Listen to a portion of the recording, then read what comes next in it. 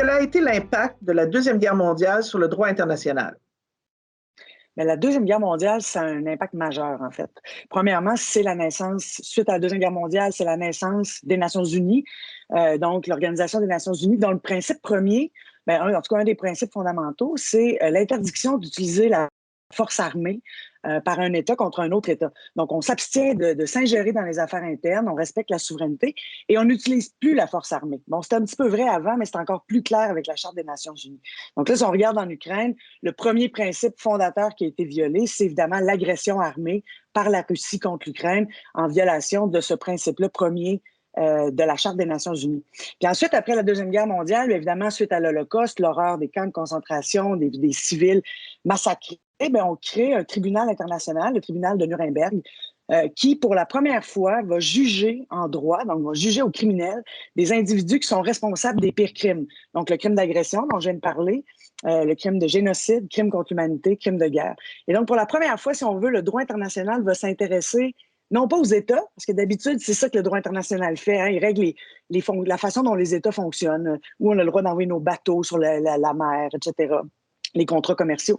Mais là, on va s'intéresser aux individus derrière l'État. Nuremberg dit, pour la première fois, ce sont des hommes et non des entités abstraites qui commettent les crimes dont la répression s'impose en droit international. Et donc, on va chercher les criminels de guerre nazis.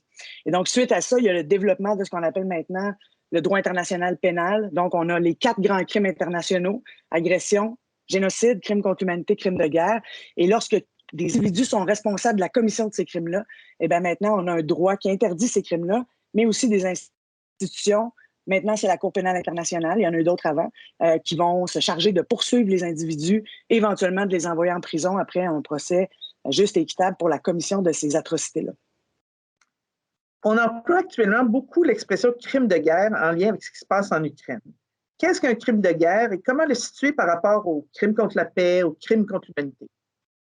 Oui, c'est une bonne question. Puis d'ailleurs, à votre première question sur l'impact de la Deuxième Guerre mondiale, j'aurais peut-être dû mentionner aussi qu'on crée en 1949, donc très peu de temps après la Deuxième Guerre mondiale, les conventions de Genève. Ça, les conventions de Genève, c'est 4 grandes conventions qui établissent plus clairement qu'avant les règles de la conduite des hostilités, donc les règles de la guerre. La guerre, c'est évidemment, c'est atroce. On sait qu'il va y avoir des gens qui vont mourir. On veut prévenir la guerre. Ça, c'est la règle des Nations unies. Mais lorsque la guerre arrive, on a établi des règles auxquelles tous les États, y compris la Russie et l'Ukraine, se sont engagés.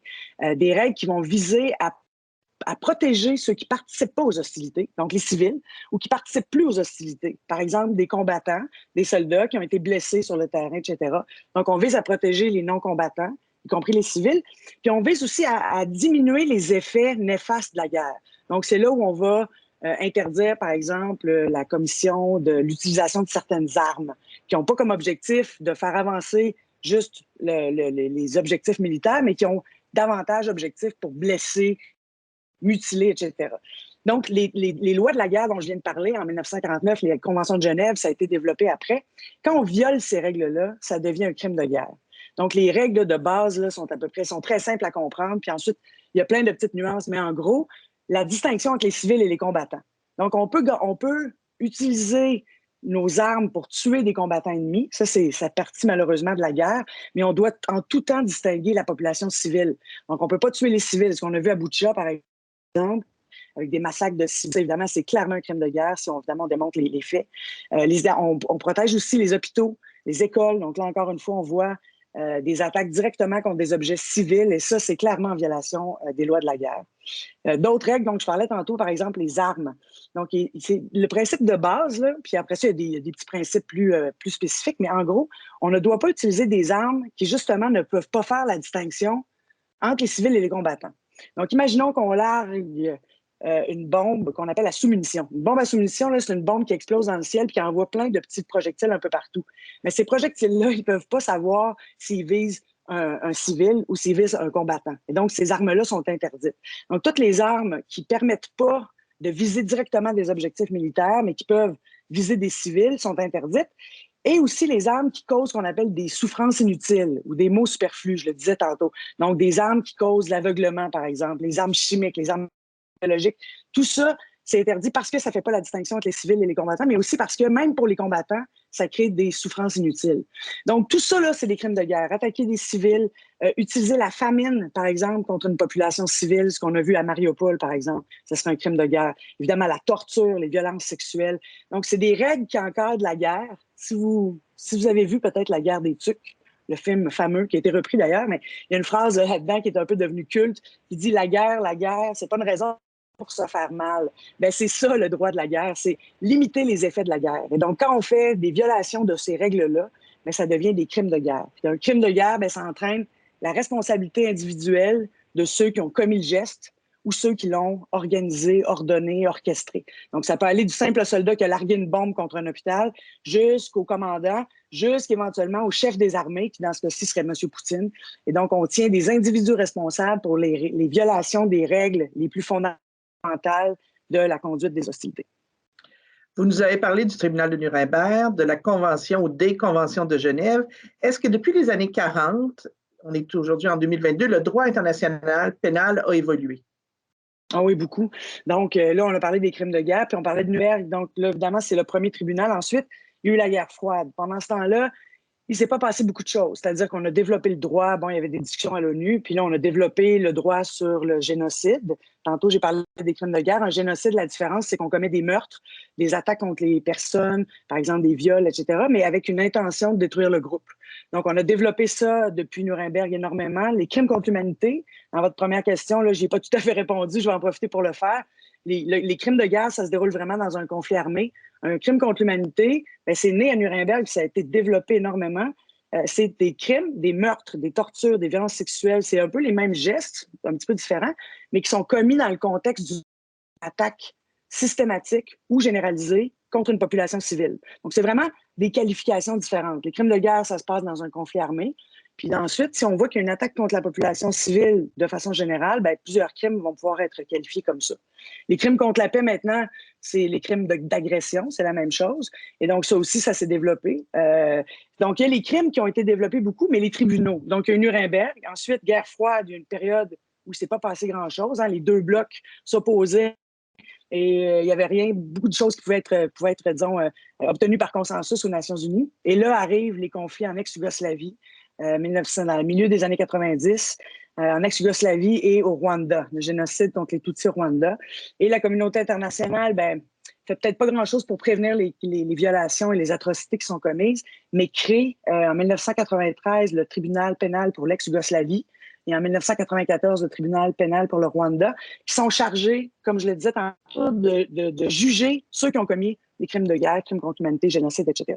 Donc là, on a vraiment un boom dans les années 90, des nouveaux tribunaux, les premiers depuis Nuremberg, et ensuite, en 98, on crée la Cour pénale internationale. Et elle est pénante au conflit en Ukraine.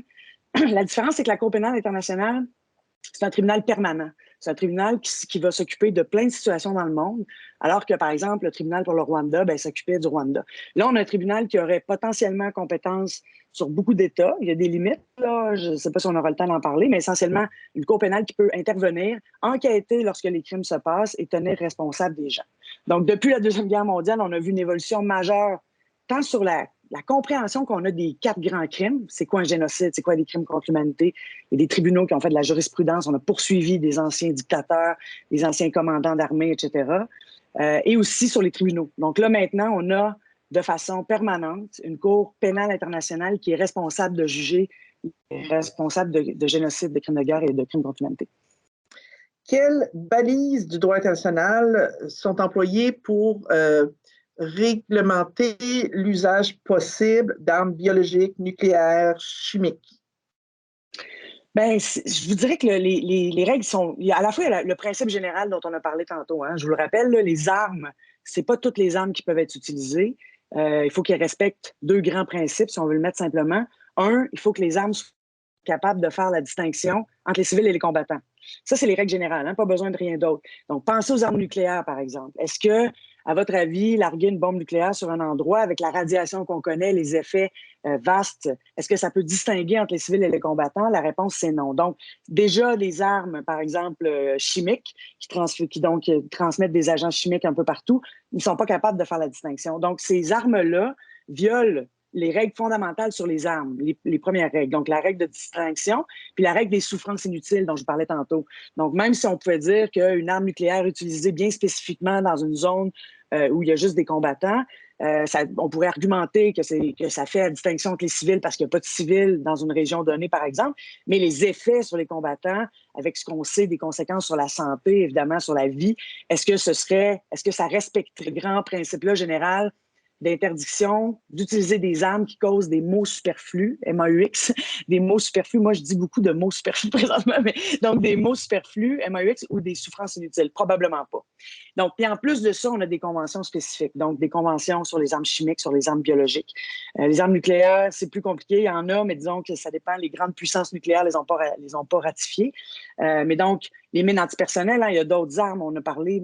Donc, les armes qui causent, ces armes-là sont spécifiquement interdites par des conventions spécifiques auxquelles les États peuvent adhérer ou pas. Dans le cas de la Russie, par exemple, elle n'a pas ratifié la Convention sur les mines antipersonnelles.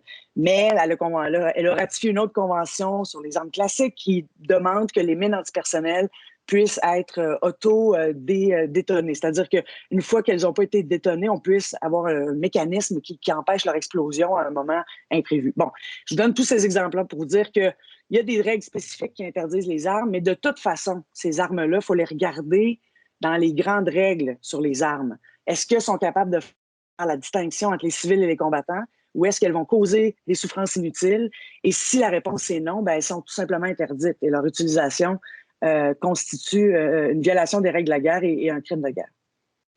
Madame Lafontaine, merci beaucoup.